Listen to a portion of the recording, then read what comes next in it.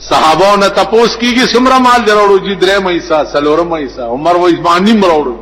ابو بکر تا سمره راوړو ویل ما پروانے کو چراغ ہے بلبل کو پھول بس صدیق کے لیے ہے خدا کا رسول بس یا رسول الله ستا د خلینا د مال ټکه ووت زما د په خدای قسمی چې کټوي او سمسای مم په کور کې پرې نه خوار څه مې راوړو پیش د معشوقې د خلینا چې د مال ټکه وزي او مال کې دی زوان چې مات کندولم کور کې پرې خونستان امه بدا شکانو پر رجستر کې زما عزیزانو دې ته سوچ کوی دې زړه کې کور جوړول غواړي کور